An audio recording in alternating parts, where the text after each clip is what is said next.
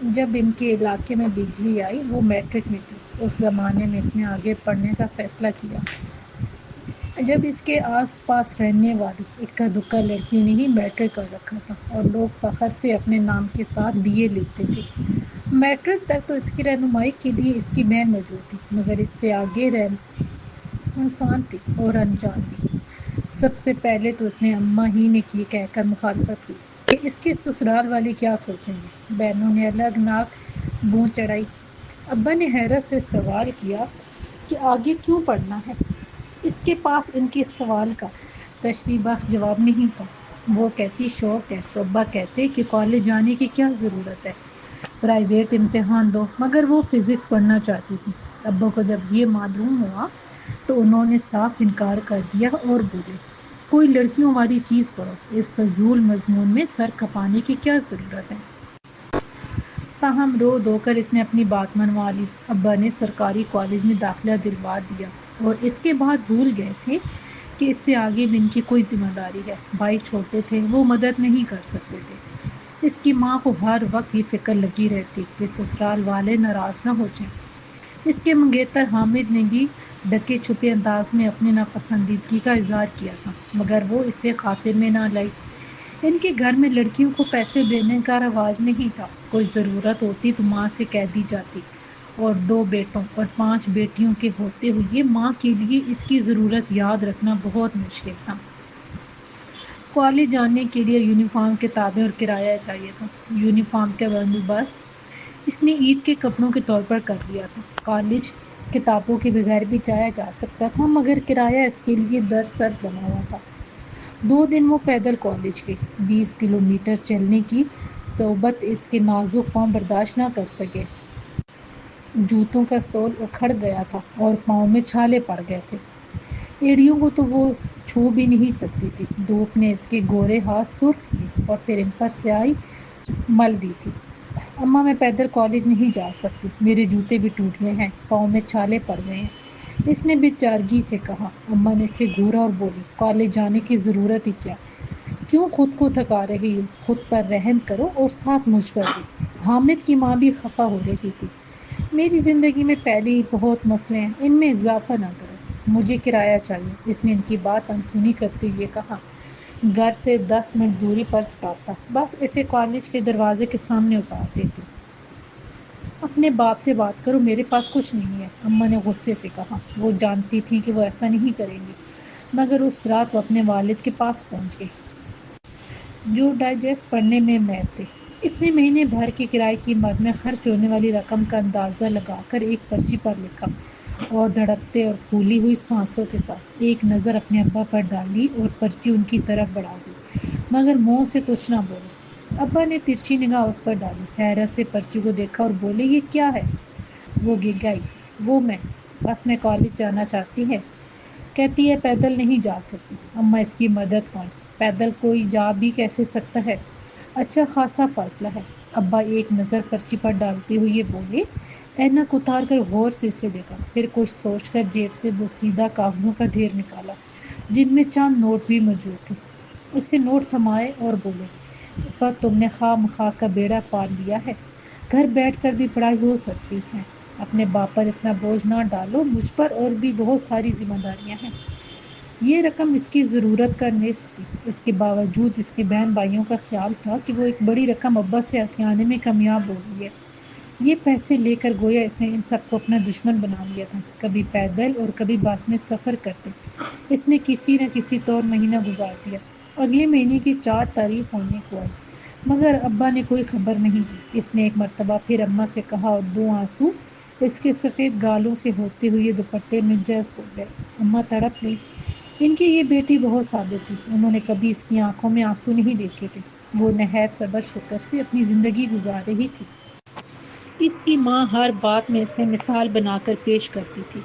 اگلے دن اماں نے کچھ پیسے اس کے حوالے کر دیے۔ بس کا سفر بھی کوئی آسان نہیں تھا، جس میں شازی سیٹ پر بیٹھنے کی عیاشی میسر آتی تھی۔ گرمیوں میں اس کا دم گھٹتا تھا، اس کا سیاہ برقع تندور کی شکل اختیار کر لیتا، جس کے حصار میں اس کا جسم جھلس کر رہ جاتا۔ اس کے باوجود پیدل چلنے کے مقابلے میں بس بہت بڑی نعمت تھی۔ ایک طرف کا کرایہ بچانے کے لیے وہ صبح پیدل جاتی تھی۔ اس کا حسن گہنگا گیا، مگر اس میں ہمت نہیں آ رہی۔ لو کے تھپیڑے، سرد ہواؤں کی کاٹ سہتی رہی اور کالج جاتی رہی۔ وہ اس کی مشقت بھری زندگی کا مشکل ترین دن تھا۔ امتحان کی راہ میں اس کی خودداری ناکہ لگائے بیٹھی تھی۔ ابا نے امتحانی فیس ادا کرنے سے صاف انکار کر دیا تھا۔ وہ جانتی تھی ان کے پاس پیسے نہیں ہیں۔ اس کا چھوٹا بھائی بیمار تھا، جس کی بیماری پر اس کی ساری جمع پونجی لگ گئی تھی، اپنی خودداری اور خاندانی تفاخر کی وجہ سے۔ نادار طالبات کی فہرست میں اپنا نام درج نہیں کر پائی تھی۔ کتنی بار اس کے قدم ایسا کرنے کے لیے اٹھے، مگر ماں باپ کا پڑھایا گیا غیرت کا سبب اسے ایسا کرنے نہیں دیتا تھا۔ ان کے باپ دادا بہت باعزت لوگ تھے۔ سرحد پار وہ نواب ہوا کرتے تھے۔ تقسیم کے بعد سب کچھ چھوڑ کر انہیں پاکستان آنا پڑا۔ اس کے دادا بہت غیرت مند شخص تھے۔ بنا مانگے 10 مرلے جگہ مل گئی تو اس پر کناعت کر لی۔ اپنے رشتہ داروں کی طرح افسروں کی منت ترلے نہیں کیے۔ اپنے خاندان کو لے کر اس میں جو ایک بھرم پیدا ہو گیا تھا، وہ اس کا سال ضائع کروانے پر تولا ہوا تھا۔ اسے پیسوں کی شدید ضرورت تھی۔ اس نے پوری کتابیں رجسٹر پر اتاری تھی۔ لڑکیوں سے مانگے نوٹس کو رات بھر بیٹھ کر لکھا تھا۔ کبھی ایسا بھی ہوتا تھا کہ وہ صرف 4 گھنٹے سوتی تھی اور باقی 20 گھنٹے مسلسل کام کرتی تھی۔ اس نے اتنی زیادہ لکھائی کی تھی کہ اس کی کلائی اور انگلیوں کی بناوٹ بدل گئی تھی۔ بنائی الگ متاثر ہونے لگی تھی۔ وہ اپنی ٹیچر خوش بخت کے پاس گئی اور بہت ڈرتے اپنی پریشانی کا اظہار کیا۔ خوش بخت نے ایک نظر اس لمبی کمزور سی لڑکی پر ڈالی، جس کی آنکھوں کے نیچے سیاہ حلقے پڑے ہوئے تھے، اور اپنے کام میں مگن ہو گئی۔ وہ اس وقت رجسٹر پر کچھ لکھ رہی تھی۔ تم نے فارم فل کیا ہے؟ لکھتے لکھتے خوش بخت نے اختصار کیا۔ جی ٹیچر، یہ میرے پاس ہے، اس نے گھبرائی ہوئی آواز میں کہا۔ اسے یہی چھوڑ دو، اور اس بات کا تذکرہ کسی سے کرنے کی ضرورت نہیں ہے۔ یہ نہ ہو کہ 10 اور لڑکیاں آ جائیں۔ خوش بخت نے خشک لہجے میں کہا۔ وہ انتہائی مخلص اور قابل ٹیچر تھی۔ عفت کے جانے کے بعد اس نے گہرا سانس لیا۔ اس کے چہرے پر چھائی پسماندگی اور آنکھوں کی ویرانی نے اسے دہلا دیا تھا۔ عفت میں کچھ ایسی کشش تھی جو آج تک اسے کسی اور طالبہ میں دکھائی نہیں دی تھی۔ خوش بخت اس کے شکستہ لہجے اور کپکپاتے ہاتھوں سے سمجھ گئی تھی کہ وہ بہت خوددار ہے۔ اس نے اسے پیسے دینے کی بجائے اس کا فارم اپنے پاس رکھ لیا تھا۔ اتنی احتیاط کرنے کے باوجود خوش بخت نے دیکھا کہ عفت اس کے سامنے سر اٹھا کر نہیں چلتی۔ اس کا اعتماد ان کے سامنے ڈانو ڈول ہو جاتا تھا۔ ایک اچھے استاد کی طرح اس نے اس کا اعتماد بحال کرنے کا تہیہ کیا، اور آہستہ آہستہ اس کے قریب ہونے لگی۔ اس کی پیش قدمی کا مثبت رد عمل سامنے آیا۔ عفت اب اس پر بھروسہ کرنے لگی تھی۔ اسے قریب سے جاننے کے بعد خوش بخت وقت حیرت میں ڈوب گئی اور اس کا ہاتھ تھام لیا۔ وہ عفت کے لیے نہ صرف قطب نما تھی، بلکہ ایک مضبوط ناؤ بھی، جو اس سے بیچ سمندر میں اس وقت ملی تھی جب وہ حالات کے تھپیڑے کھا کر ہمت ہارنے والی تھی۔ دسمبر کی ایک یکبستہ شام کو وہ کوئٹہ اسٹیشن پر اتری تو اس کے دانت بے اختیار بجے تھے۔ ٹانگیں زور سے کپکپائیں۔ سرد ہوا نے اس کے ہاتھوں پر جیسے نشتر چلا ڈالے تھے۔ ایک نظر اس نے اپنے نئے نویلے دولہا پر ڈالی اور اس کا دل زور سے دھڑک اٹھا۔ حامد نکاح کر کے کوئٹہ چلا آیا تھا۔ اس سے ریلوے میں کلرک کی نوکری مل گئی تھی۔ عین شادی کی تاریخوں میں کسی نئی ٹرین کا افتتاح ہو رہا تھا، اسی لیے اسے چھٹی نہ مل سکی اور اسے واپس آنا پڑا۔ کوئٹہ سنسان مگر بہت صاف ستھرا شہر تھا۔ اسٹیشن پر تانگے موجود تھے، اکا دکا موٹریں بھی دکھائی دیں۔ نئی نویلی دلہن کے ہمراہ یہ قافلہ قریب موجود ایک آئینی پل پر چڑھا جو انگریزوں کی یادگار تھا، اور دوسری طرف ریلوے کالونی میں اتر گیا۔ ایک وسیع و عریض کالونی اس کے سامنے تھی، جس کی گلیاں اتنی کھلی تھیں کہ آمنے سامنے موجود گھروں کے مکینوں کو ایک دوسرے سے چیر کر بات کرنا پڑتی۔ کالونی میں انگریزی طرز کے گھر تھے، جنہیں 1935 کے زلزلے کے بعد حفاظتی نقطہ نگاہ سے بنایا گیا تھا۔ گھروں کی بناوٹ لندن میں موجود گھروں سے بہت مماثلت رکھتی تھی۔ تو کون بناتی چادروں والی چھتیں، جن میں دھوئیں کے اخراج کے لیے چمنیاں موجود تھیں۔ سب واپس چلے گئے اور وہ حامد کے ساتھ 4 کمروں کے بہت بڑے سین والے گھر میں اکیلی رہ گئی۔ اس وقت وہ اسٹوو کے پاس بیٹھے گزرے وقت کو یاد کر رہی تھی۔ وہ 5 مرلے کے گھر میں اپنے 8 بہن بھائیوں کے ساتھ پلی بڑھی تھی، لہٰذا اتنا بڑا گھر اسے خوف میں مبتلا کر رہا تھا۔ اس کے آس پاس ہمیشہ شور رہا تھا اور کوئٹہ کا سناٹا اسے ڈرا رہا تھا۔ ان کی نئی زندگی کی باقاعدہ شروعات ہو گئی تھی۔ ہر روز حامد کا کوئی نہ کوئی دوست ان کی دعوت کرتا۔ دن میں اس کی دل جوئی کے لیے ہمسائیاں موجود ہوتی۔ جب 2 ماہ گزر گئے تو ایک دن سین میں دھوپ سیکتے ہوئے وہ حامد سے بولی، حامد تمہیں اپنا وعدہ یاد ہے؟ وہ مسکرایا اور بولا، اور کتنے وعدے پا کراؤ گی؟ تمہارے لیے سب کچھ چھوڑ کر کوئٹہ کی ٹھنڈ پھانک رہا ہوں۔ تم نہ کہتی تو میں کبھی یہاں نہ آتا۔ میں نے ایسا کیوں کہا؟ تم جانتے ہو میں نہیں چاہتی تھی کہ تم ہمیشہ تایا جان کے دستے نگر بن کر ان کی پرچون کی دکان پر زندگی گزار دو، جس کے مزید 4 وارث موجود ہیں۔ سرکاری نوکری، اتنا بڑا گھر اور ایسا پرسکون موت کبھی وہاں نہیں مل سکتا تھا۔ حامد جانتا تھا کہ وہ ارادوں کی کتنی مضبوط ہے، جب کچھ ٹھان لیتی تو کر کے چھوڑتی۔ اگر وہ کہہ رہی تھی کہ وہ شادی سے انکار کر دے گی، وہ ایسا کر سکتی تھی۔ وہ اس کے پہلی اور آخری محبت تھی۔ اس نے کوئٹہ آنے کا فیصلہ کیا تو اس کے ماں باپ نے بھی اس کے اس فیصلے کو دکھی دل کے ساتھ قبول کر لیا تھا۔ تمہاری بات ٹھیک ہے، مگر امی ابو اور بہن بھائی میرے بنا بہت اداس ہوں گے، حامد نے افسردگی سے کہا۔ تم گرمیوں میں اماں ابا کو یہاں بلوا لینا، اتنا بڑا گھر ہے، وہ یہاں بہت خوش ہوں گے۔ اور بھائیوں کی بات تو رہنے دو، ہماری شادی کے بعد ان بیچاروں کو اوپر اسٹور میں منتقل ہونا پڑتا، انہوں نے تو سکھ کا سانس لیا ہوگا۔ عفت نے ہنستے ہوئے کہا، دادا کی طرف سے 5 مرلے ان کے حصے میں آئے تھے۔ 3 کمروں میں سے ایک کو دکان بنا لیا گیا تھا۔ چھت پر ایک کمرہ موجود تھا جس کی چھت جستی چادروں پر مشتمل تھی۔ گرمیوں میں وہ کمرہ کسی بٹی کا روپ دھار لیتا اور سردیوں میں ہر وقت جلتا ہیٹر بھی اسے گرم نہیں کر پاتا۔ حامد صرف عفت کے کہنے پر کوئٹہ نہیں آیا تھا، یہ ساری باتیں بھی اس کے پیش نظر تھیں، بس وہ ہمت نہیں کر پا رہا تھا۔ ایک اجنبی شہر میں اپنوں سے دور وہ کیسے رہ پائے گا، یہ بات اسے الجھن میں ڈال دیتی تھی۔ مگر یہاں آ کر اس کے تمام خدشات دور ہو گئے۔ عفت کے آنے کے بعد تو بے آب یا پہاڑوں میں یہ گھری وادی اسے جنت لگنے لگی۔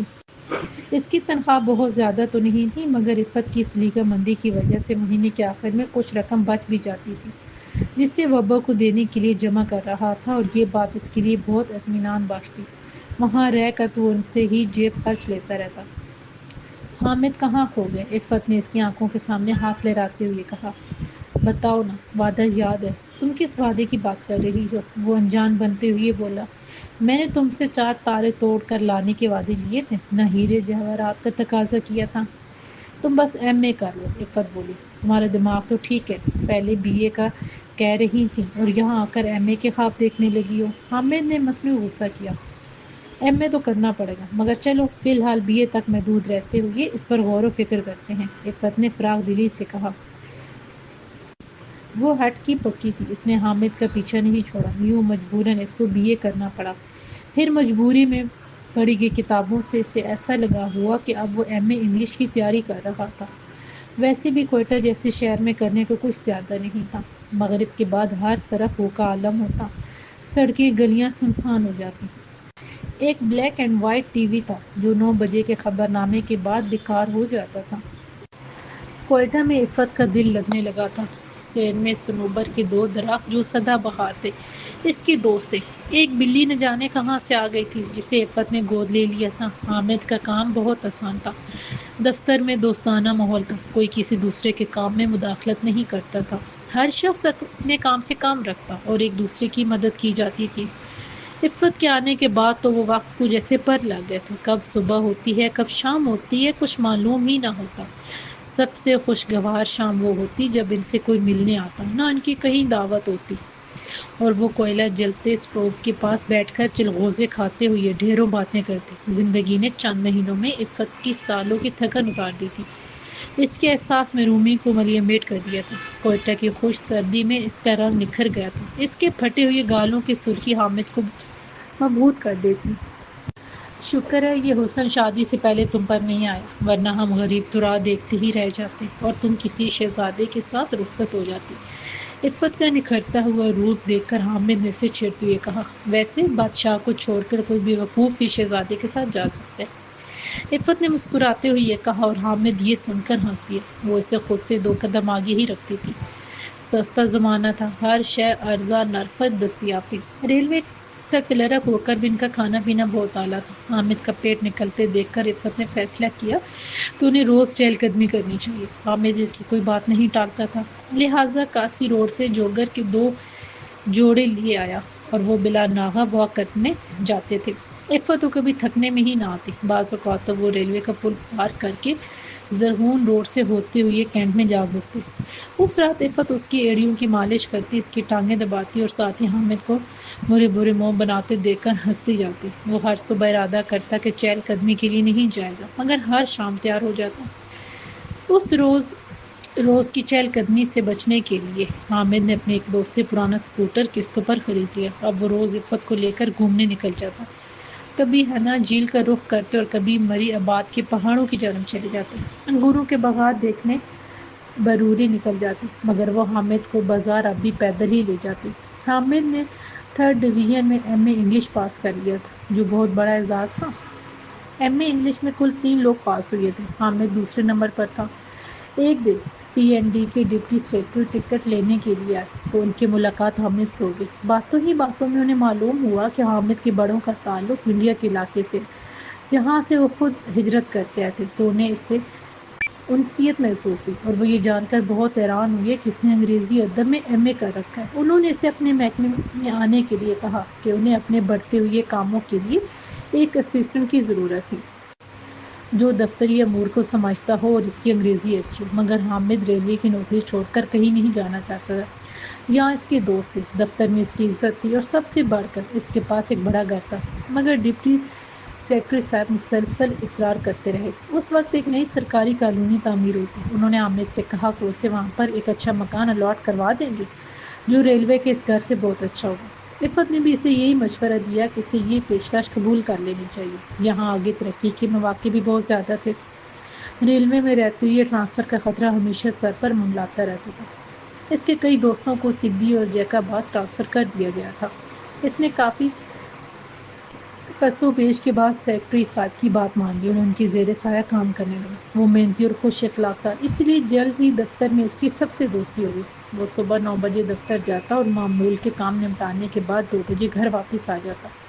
گھر اسے نئی کالونی میں الاٹ ہو گیا تھا۔ یہاں گیس بھی موجود تھی، اسٹوو کی جگہ ہیٹر نے لے لی تھی جو انہیں سرکار نے دیا تھا۔ 5 کمروں کے اس مکان کا صحن اتنا وسیع تو نہیں تھا، مگر یہ جدید طرز پر بنا ہوا بنگلہ نما گھر تھا۔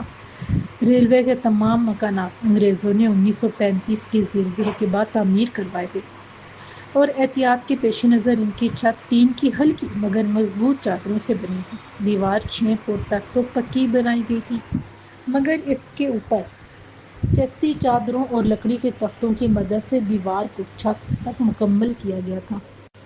وہ دونوں اپنے اس نئے گھر میں بہت خوش تھے۔ اس کالونی میں رہنے والے لوگ پڑھے لکھے اور مہذب تھے۔ ماحول نہایت خوشگوار تھا۔ ایک کمپلینٹ پر الیکٹریشین، پلمبر اور صفائی کرنے والے عام موجود ہوتے۔ سال کے سال انہیں نئے گیزر، ہیٹر، پنکھے، چولہے ملتے۔ 2 سال میں ایک بار سرکاری خرچے پر گھر کی مرمت کی جاتی اور سارے گھر کی سفیدی ہوتی۔ جب وہاں رہنے والوں سے میل جول بڑھا اور لوگوں کو معلوم ہوا کہ عفت نے BSc کر رکھا ہے، تو کوئی دن ایسا نہ گزرتا جب اس کی کوئی ہمسائی سے یہ فرمائش نہ کرتی کہ اس کے بچوں کو ٹیوشن پڑھائے، خاص کر جن کی بیٹیاں FSc کر رہی تھیں۔ وہ تو اس کے در پر ہو گئی کہ ان کی بچیوں کے لیے وقت نکالے۔ بہت زیادہ اصرار اور خوشامدوں کے بعد وہ اس بات کے لیے تیار ہو گئی کہ صرف FSc کی بچیاں اس کے گھر آ کر فزکس اور میتھ کی ٹیوشن پڑھیں گی۔ ابتدا میں اسے خود پر اعتماد نہیں تھا، مگر جیسے جیسے وقت گزرتا گیا اس کی خوابیدہ صلاحیتیں بیدار ہونے لگیں اور وہ ایک بہترین ٹیچر بن کر سامنے آئی۔ ایک دن وہ برآمدے میں بیٹھی بچیوں کو پڑھا رہی تھی جب ایک بہت باوقار لمبے قد کی گوری چٹی خاتون گھر میں داخل ہوئی۔ جب تک وہ کچھ سمجھتی وہ اس کے سر پر آ موجود ہوئی۔ عفت نے اسے سوالیہ نظروں سے دیکھا۔ میرا نام والدہ ہے اور ایک ضروری کام کے سلسلے میں آپ سے ملنے آئی ہوں۔ عفت نے مصافحہ کرتے ہوئے خاتون سے بولی۔ جی ضرور، فرمائیے کیسے آنا ہوا؟ اس نے خوش اخلاقی سے کہا۔ نہیں ایسے نہیں، مجھے آپ کا کچھ وقت چاہیے۔ آپ بچیوں کو پڑھا لیں، میں انتظار کروں گی، خاتون نے ایک جانب کرسی پر بیٹھتے ہوئے کہا۔ عفت اس وقت کوئی نومیریکل حل کرنے میں لگی ہوئی تھی۔ اسے بھی یہ مناسب لگا کہ پہلے بچیوں کو فارغ کر دے، پھر اس خاتون سے تسلی سے بات کرے۔ خاتون اس کو پڑھاتے ہوئے بہت غور سے دیکھتی رہی، کبھی کبھی یہاں وہاں بھی نظر دوڑا لیتی تھی۔ پھر عفت کی ایک اسٹوڈنٹ جس نے اپنے سوال حل کر لیے تھے اٹھی اور ایک جانب چل گئی. تھوڑی دیر بعد جب وہ واپس آئی تو اس کے ہاتھ میں ایک ٹرے تھی جس میں چائے اور بسکٹ موجود تھے. اس نے ٹرے خاتون کے سامنے رکھ دی. عفت کو فارغ ہوتے آدھا گھنٹہ لگ گیا.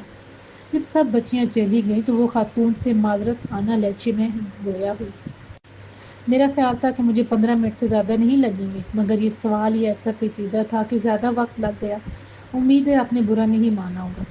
میں تو آئی ہی اسی لیے تھی کہ آپ کو پڑھاتے ہوئے دیکھوں. بلا شبہ آپ کے پڑھانے کا انداز بہت اعلیٰ ہے. اس کالونی میں ہمارے کالج کی پروفیسر رہتی ہیں. انہوں نے مجھے بتایا تھا کہ کالونی میں فزکس اور میتھ کی بہت ہی لائق اور قابل ٹیچر آئی ہیں جنہوں نے BSc کیا ہوا ہے. یہ سن کر میں دوڑی چلی آئی. خاتون نے مسکرا کر کہا. پھر عفت کے چہرے پر الجھن دیکھ کر بات بڑھائی. میں ایک نجی تعلیم ادارے کی پرنسپل ہوں اور مجھے سائنس ٹیچر درکار ہیں. سائنس کے اساتذہ کی تو ویسے بھی بہت کمی ہے مگر فزکس پڑھانے والا تو یہاں ڈھونڈنے سے بھی نہیں ملتا. مقامی ماحول اور ثقافت ایسی ہے کہ لوگ اپنی بچیوں کو کسی مرد پروفیسر سے پڑھوانا نہیں چاہتے اور یہ میرے لیے بہت درد سر ہے. میں چاہتی ہوں کہ آپ میرے ادارے میں پڑھائیں. عفت کے لیے یہ پیشکش بہت حیران کن تھی. وہ بولی میڈم میرے لیے یہ بہت اعزاز کی بات ہے کہ آپ جیسی خاتون میرے گھر تشریف لائیں. آپ کسی کے ہاتھ پیغام بھجوا دیتی. آپ کا یوں خود چل کر آنا میری خوش قسمتی کی دلیل ہے. اس عزت افزائی کے لیے میں تہہ دل سے شکر گزار ہوں. صرف شکر گزار ہونے سے کام نہیں چلے گا. آپ کو ہمارے کالج آنا ہوگا. خاتون نے پرزور لہجے میں کہا. عفت نے کچھ دیر توقف کیا پھر بنا کسی لگی لپٹی کے بولی میں خود کو اس قابل نہیں سمجھتی. یہ تو ان بچیوں کے والدین کا بہت اصرار تھا تو میں انہیں پڑھانے لگی. شاید آپ کو میرے بارے میں کچھ بڑھا چڑھا کر بتایا گیا ہے. کالج کے لیکچر کے طور پر میں بالکل بھی موزوں نہیں. یہ سن کر پرنسپل صاحبہ نے دائیں بائیں نفی میں سر ہلایا اور بولی یہ فیصلہ مجھے کرنے دیں کہ آپ موزوں ہیں یا نہیں. میں پچھلے آدھے گھنٹے میں آپ کو جانچ رہی تھی. آپ جس طرح بچیوں کو پڑھا رہی تھی میں نے بغور مشاہدہ کیا ہے.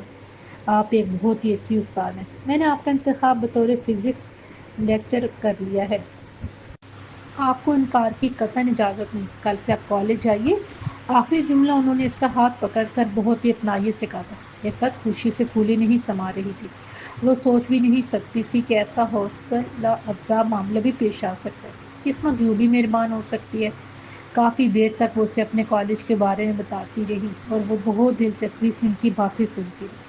اچانک خاتون نے دیوار پر لگی گھڑی پر نگاہ ڈالی اور اٹھ کھڑی. اب مجھے اجازت دیجیے باقی باتیں کل کالج میں ہوں گی. خاتون بولی. یہ سن کر عفت گھبرا گئی. میڈم میں اپنے شوہر سے اس سلسلے میں بات کر لوں. مجھے امید ہے آپ ان سے اجازت لے لیں گی. خاتون نے اس کے کندھے پر ہاتھ رکھتے ہوئے کہا. اس دوران حامد بھی آ گیا اور اس شاندار خاتون کو دیکھ کر کافی حیران ہوا. عفت نے جب اسے بتایا کہ وہ مشہور تعلیمی ادارے کی پرنسپل ہے تو وہ ورطۂ حیرت میں ڈوب گیا. یہ شہر کا سب سے مہنگا اور اچھا ادارہ تھا. ادارے کی پرنسپل کا اس کے گھر آنا اس کے لیے بہت اچنبھے کی بات ہے. رات کو اس نے عفت سے کہا کہ اگر وہ کالج میں پڑھانا چاہتی ہے تو شوق سے پڑھائے. وہ اسے نہیں روکے گا. کالج کا ماحول اسے بہت پسند آیا. بس ایک مسئلہ تھا کہ حامد کا دفتر اور اس کا کالج مخالف سمت میں تھا. کالج لانے لے جانے کی ذمہ داری اس پر نہیں ڈال سکتی تھی. تاہم پرنسپل صاحبہ نے اس کا یہ مسئلہ بھی حل کر دیا. اس دن جب ایک گاڑی اس کے دروازے کے سامنے آ رکی اور ڈرائیور نے اس کے لیے دروازہ کھولا تو اسے وہ دن یاد آ گیا جب وہ کرایہ بچانے کے لیے روزانہ 5 کلومیٹر پیدل چلتی تھی اور آج گاڑی اسے لینے آئی تھی. وقت کے الٹ تھے. وہ بھی حیران تھی. پرنسپل صاحبہ نے اسے ہر طرح کی سہولت اور آزادی دی ہوئی تھی. وہ بہت محنت اور جانفشانی سے پڑھا رہی تھی. اسے جس چیز کی بھی ضرورت ہوتی تو کالج کی طرف سے مہیا کر دی جاتی. اس سے لاہور اور کراچی سے 20 کتابیں اور نوٹس منگوا کر دیے گئے. اب وہ مکمل طور پر پڑھنے میں مگن ہو گئی تھی. مہینے بعد جب اسے تنخواہ ملی تو وہ سر پکڑ کر بیٹھ گئی. ہزار ہزار کے 6 نوٹ ایک لفافے میں ڈال کر اس کے سپرد کر دیے گئے تھے. اس نے لفافہ کھولنے کی زحمت ہی نہیں کی تھی. گھر آ کر بھی دیکھا تو چکرا کر رہ گئی. یہ اس زمانے کے لحاظ سے اتنی بڑی رقم تھی جس کا وہ تصور بھی نہیں کر سکتی تھی. حامد اس وقت 14واں گریڈ میں تھا اور اس کی تنخواہ محض 2500 روپے تھی. اگلے دن وہ پرنسپل آفس میں موجود تھی. عفت صاحبہ آپ کو کوئی کام تھا؟ اسے سر جھکائے انگلیاں مروڑتے دیکھ کر پرنسپل صاحبہ نے پوچھا. میڈم میں تنخواہ کے ضمن میں بات کرنے آئی ہوں. وہ سر اٹھا کر بولی. اس کے چہرے کے تاثرات دیکھ کر وہ پریشان ہو گئی. جی عفت کہیے میں سن رہی ہوں. پرنسپل صاحبہ نے تشویش بھرے لہجے میں کہا. میڈم یہ تنخواہ میرے لیے بہت زیادہ ہے، مجھے کالج کی طرف سے گاڑی کی سہولت بھی ملی ہوئی ہے۔ بات اجرت سے بڑھ کر احسان تک پہنچ گئی ہے، اس سے میری کارکردگی دباؤ کا شکار ہو سکتی ہے۔ عفت نے الجھی ہوئی لہجے میں کہا۔ یہ سن کر پرنسپل نے گہرا سانس لیا اور بولی، تنخواہ تو واقعی زیادہ ہے، مگر یہ ادارے کی پالیسی ہے اور پالیسی اوپر والے بناتے ہیں۔ اس سلسلے میں کچھ نہیں کر سکتی، اور جہاں تک گاڑی کا تعلق ہے تو تمہاری تنخواہ سے اس مد میں پیسے منہا کیے گئے ہیں۔ ہمارے ہاں لیکچررز کی تنخواہ 8,000 ہے، تمہیں یہ گاڑی 2,000 روپے مہینہ کے عوض ملی ہے۔ اگر تم رکشے میں آ جاؤ تو 600 روپے سے زیادہ خرچ نہیں ہوں گے۔ گاڑی تمہیں بہت مہنگی پڑ رہی ہے، اور میرا خیال تھا تم اس سلسلے میں بات کرنے آئی ہو۔ عفت گہرا سانس لے کر رہی، وہ گھر جانے کی بجائے اب کالج میں ہی رہتی اور انتظامی معاملات میں پرنسپل صاحبہ کی مدد کرنے لگی تھی۔ ایک دن ایسا ہوا کہ اس کا ڈرائیور بیمار پڑ گیا۔ اس دن اسے حامد کے ساتھ اسکوٹر پر کالج جانا پڑا۔ حامد، تم گاڑی چلانا کیوں نہیں سیکھتی؟ اس نے ایک رجسٹر کی آڑ نہ کر خود کو چلچلاتی دھوپ سے بچاتے ہوئے پوچھا۔ گاڑی تمہاری ہے، تم کیوں نہیں سیکھ لیتی؟ حامد نے گردن تھوڑی سی ٹیڑھی کر کے کہا، کوئٹہ میں خواتین کی ڈرائیونگ کا ابھی رواج نہیں پڑا تھا۔ عفت مگر اس حوالے سے سوچنے لگی تھی۔ 6 ماہ بعد ڈرائیور اپنی بیوی کی بیماری کی وجہ سے 1 ہفتے کی چھٹی پر چلا گیا۔ صبح حامد نے اسکوٹر نکالنا چاہا تو عفت نے بتایا کہ وہ گاڑی میں کالج جائے گی۔ کیا مطلب گاڑی میں کالج جاؤ گی؟ حامد نے تیز لہجے میں کہا۔ صبح صبح ویسے بھی اس کا مزاج تند ہوتا تھا۔ تم گیٹ کھول دو، میں گاڑی باہر نکالتی ہوں۔ عفت نے گاڑی کا دروازہ کھول کر ڈرائیونگ سیٹ پر بیٹھتے ہوئے کہا۔ عفت، مذاق کا وقت نہیں ہے، میں لیٹ ہو رہا ہوں، مجھے غصہ نہ دلاؤ۔ اس نے عفت کو ڈانٹا۔ قسم سے کوئی مذاق نہیں، وہ کھڑکی سے سر نکال کر بولی۔ حامد غصے سے گیٹ کی طرف بڑھا اور اسے کھولتے ہوئے بولا، چلو مہارانی، جلدی کرو، گاڑی باہر نکالو، اب میں تمہیں گاڑی سے اترنے نہیں دوں گا۔ عفت نے ایگنیشن میں چابی گھمائی، دیکھتے دیکھتے ریورس گیئر لگایا اور نہایت مہارت سے گاڑی گھر سے باہر نکالی۔ حامد پھٹی آنکھوں سے یہ منظر دیکھ رہا تھا۔ آؤ تمہیں دفتر چھوڑوں، عفت نے شوخی سے کہا۔ زیادہ شوخی نہ بگاڑو اور گاڑی اندر لاؤ، کوئی دیکھ لے گا۔ حامد نے گلی میں یہاں وہاں دیکھتے ہوئے کہا، تم نے خود ہی مشورہ دیا تھا، اب گھبرا کیوں رہے ہو؟ وہ گاڑی گھر میں لاتے ہوئے بولی تو حامد کرسیانی ہنسا اور بولا، مجھے کیا پتا تھا تم میری باتوں کو اتنا سنجیدگی سے لیتی ہو۔ ارے آپ ہمارے محبوب ہیں، آپ کی باتوں کو سنجیدگی سے نہیں لوں گی تو کس کی باتوں کو لوں گی؟ ڈاکٹر کے پاس تو ابھی تک گئی نہیں۔ حامد اسکوٹر اسٹارٹ کرتے ہوئے اچانک کہا، آج چلی جاؤ گی؟ عفت نے آہستگی سے کہا۔ پھر سارے راستے اس نے کوئی بات نہیں کی۔ حامد نے دل ہی دل میں خود کو کوسا کہ اس نے یہ بات کیوں کی۔ وہ نہیں جانتا تھا کہ عفت ڈاکٹر کے پاس گئی تھی، جس نے اسے بتایا تھا کہ وہ بالکل ٹھیک ہے، بس دعا کرے اور ہو سکے تو اپنے شوہر کے ٹیسٹ بھی کروا لے، ہو سکتا ہے اسے علاج کی ضرورت ہو۔ عفت کو یہ بات بہت بری لگی۔ وہ یہ تصور بھی نہیں کر سکتی تھی کہ اس میں حامد میں کوئی کمی ہوگی۔ اس نے تہیہ کر لیا تھا کہ اب اسے ڈاکٹر یا کسی دوسرے ڈاکٹر کے پاس نہیں جائے گی۔ حامد سے اس نے اس کا کوئی تذکرہ نہیں کیا۔ وہ یہی سمجھتا تھا کہ وہ ڈاکٹر کے پاس نہیں گئی۔ اب وہ پھر سے دعائیں مانگنے لگی تھی۔ جب وہ پیدل کالج جاتی تھی تو سارا راستہ دعائیں مانگتی جاتی۔ جب کوئٹہ آئی تو کبھی اسے دعا مانگنے کی ضرورت ہی نہ پڑی۔ سب کچھ اسے خود بخود ملتا چلا گیا۔ اب پھر سے چلتے پھرتے وہ دعا مانگنے لگی۔ پھر دعائیں رنگ لائیں اور اوپر چلے 2 بیٹے پیدا ہوئے۔ غفران کافی بھولا مگر بہت ذہین اور چھوٹا کاشف بہت ہی بردبار اور سمجھدار بچہ تھا۔ کاشف کے 2 سال بعد نندا نے دنیا میں آ کر ان کی فنڈی مکمل کر دی۔ زندگی اتنی حسین بھی ہو سکتی ہے، وہ کبھی تصور بھی نہیں کر سکتی تھی۔ آج کل ان کے گھر میں جھگڑا چل رہا تھا کہ کس کی گاڑی گھر کے اندر کھڑی ہوگی۔ حامد ترقی پا کر سیکشن افسر بن گیا تھا اور اسے سرکار کی طرف سے ایک نئی نویلی گاڑی ملی تھی۔ وہ باضد تھا کہ عفت اپنی گاڑی گھر سے باہر پارک کرے، وہ اپنی گاڑی اندر کھڑی کرے گا۔ کافی بحث تمہیز کے بعد عفت مان گئی۔ عفت کے کالج کی طالبہ بلوچستان میں اول آئی تھی۔ پہلی 20 پوزیشنوں میں 10 طالبات اس کے کالج کی تھیں، جو ایک بہت بڑی کامیابی تھی۔ وزیر تعلیم، جن کی بھانجی بھی وہاں پڑھتی تھی، خصوصی طور پر کالج میں مبارکباد دینے آئے تھے۔ وہ کوئٹہ کے سرکاری اسکولوں کی کارکردگی پر بہت متفق تھے۔ انہوں نے ڈائریکٹر سے کہا کہ اپنی 4 اچھی ٹیچرز کے نام دیں، جنہیں وہ مختلف اسکولوں میں ہیڈ مسٹریس تعینات کریں گے، تاکہ اسکولوں کا معیار تعلیم بلند ہو سکے۔ وہ بہت بڑی گرانٹ بھی کالج کو دینے والے تھے، اسی لیے ان کی بات ٹالی نہیں جا سکتی تھی۔ عفت کا تو انہوں نے خود کہا تھا، جس کی تعریف میں ان کی بھانجی رتب السان رہتی تھی، یوں بیٹھے بٹھائے عفت کو سرکاری نوکری مل گئی۔ تم کیا وظیفے کرتی رہتی ہو جو قسمت تم پر ماں کی طرح مہربان ہے؟ پہلے پرنسپل خود چلی آئیں اور اب وزیر تعلیم پہنچ گئی۔ کل پرائم منسٹر آ کر تمہیں وزیر تعلیم بنا دیں گے۔ مجھے بھی کوئی وظیفہ بتاؤ، حامد نے نوٹیفکیشن اسے دیتے ہوئے کہا۔ وہ بہت خوش تھا۔ میری قسمت تو تم سے شادی کے بعد چمکی ہے، تم آئے تو سب بدل گیا۔ عفت نے اس کا ہاتھ مضبوطی سے پکڑ کر کہا۔ عفت ایسے نہیں کیا کرو، حامد نے مصنوعی غصے سے کہا۔ ہر وقت تم کریڈٹ مجھے دیتی رہتی ہو۔ تم شاید چاہتی ہو کہ جواب میں کہوں کہ ہاں میں ایک پرچون کی دکان چلا رہا ہوتا اگر تم سے شادی انکار کرنے کی دھمکی نہ دیتی، اپنے حسن کا جادو چلا کر مجھ سے ایم اے نہ کرواتی تو ریلوے میں کلرک کی کر رہا ہوتا۔ اس نے اس کا گال چھوتے ہوئے کہا۔ عفت ہنس کر بولی، یہ تو وہی ہو گیا، من تیرا حاجی بگویاں تو میرا حاجی بگو۔ حامد یہ سن کر ہنس پڑا۔ اسے کہا اسکول کی ہیڈ مسٹریس تعینات کیا گیا تھا۔ گاڑی چونکہ اس نے کالج کو واپس کر دی تھی، اس لیے اسے لانے لے جانے کی ذمہ داری حامد کو ادا کرنی تھی۔ پہلے دن جب وہ اسکول گئی تو وہاں کی حالت دیکھ کر گھبرا گئی۔ عمارت کسی کھنڈر کا منظر پیش کر رہی تھی۔ کمرے 80 سے زیادہ تھے اور صفائی کا انتظام انتہائی ناقص تھا۔ 4 جانب مکڑیوں نے جالے بنائے ہوئے تھے۔ دفتر میں میز، ایک کرسی اور ایک ٹوٹی ہوئی میز موجود تھی۔ ریکارڈ سرے سے غائب تھا۔ ٹیچرز کی حاضری کا کوئی طریقہ کار وضع تھا، نہ آنے جانے کا کوئی وقت مقرر تھا۔ کس کی کلاس کب ہے کچھ معلوم نہ تھا۔ ٹیچرز کلاسوں میں جانے کی بجائے برآمدے میں بیٹھ کر گپ شپ لگاتی، لڑکیاں یہاں وہاں گھومتی پائی جاتی۔ چپڑاسی اور آیا کے متعلق اس سے معلوم ہوا کہ وہ صرف تنخواہ لینے اسکول آتے ہیں۔ بعض ٹیچرز کا بھی یہی حال تھا۔ سب سے اذیت ناک بات یہ تھی کہ ٹیچر اسکول کا اسٹور ٹوائلٹ کے طور پر استعمال کر رہی تھی۔ 10-15 دن اس سے نظام سمجھنے میں لگ گئے۔ اس کا اسٹاف کتنا ہے، اس کے اختیارات کیا ہیں اور اسکول کا فنڈ کہاں سے آتا اور کہاں خرچ کیا جا سکتا ہے۔ پھر حامد نے اسکول لانے لے جانے سے معذرت کر لی تو مجبوراً اسے رکشہ لگانا پڑا۔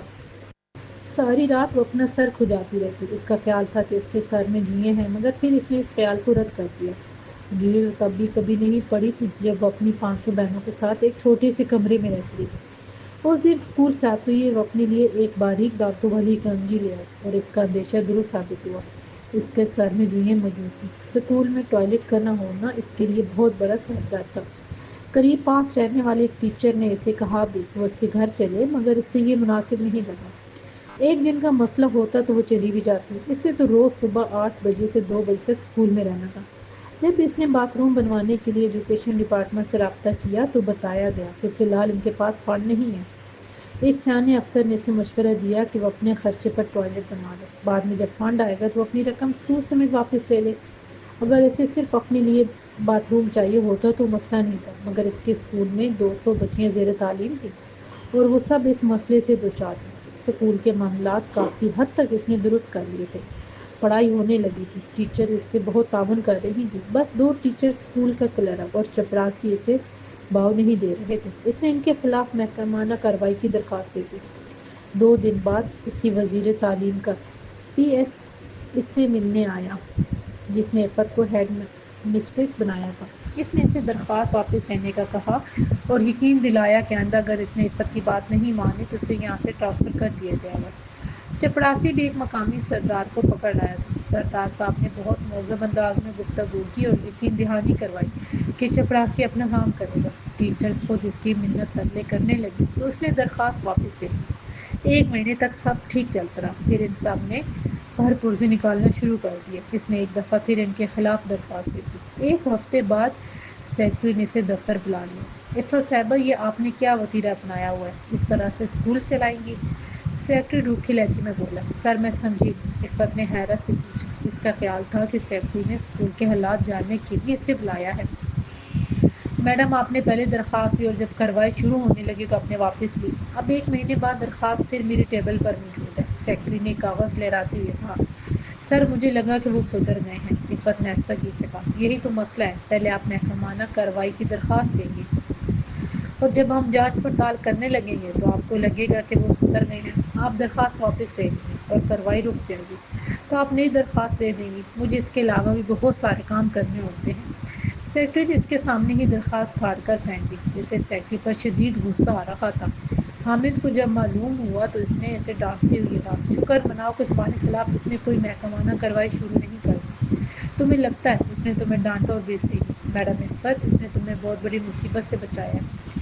تم مجھ سے تو مشورہ کر لیتی۔ اگر تمہارا کلرک انکوائری میں یہ کہے کہ تم نے اسٹاف کی تنخواہوں میں سے حصہ طلب کرتی ہو جیسا بہت سی تمہاری کولیگز کرتی ہیں، تو بتاؤ تم کیسے ثابت کرو گی کہ تم نے ایسا کوئی مطالبہ نہیں کیا؟ درخواست واپس لینے کا یہ مطلب نکلتا ہے کہ کلرک اور ٹیچرز نے تمہارا مطالبہ پورا کر دیا تو تم نے درخواست واپس لے لی۔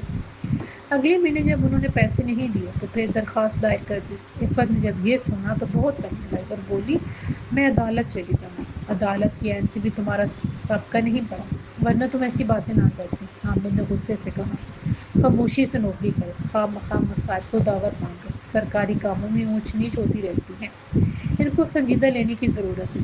اسکول میں سب کو معلوم ہو گیا تھا کہ سیکرٹری نے درخواست عفت کے منہ پر دے ماری تو اس کا دبدبہ ختم ہو کر رہ گیا۔ وہ کسی سے کچھ باز پرس کرتی تو جواباً آتا کہ فلاں کو تو کچھ نہیں کہتی جو اتنے دنوں سے غائب ہے۔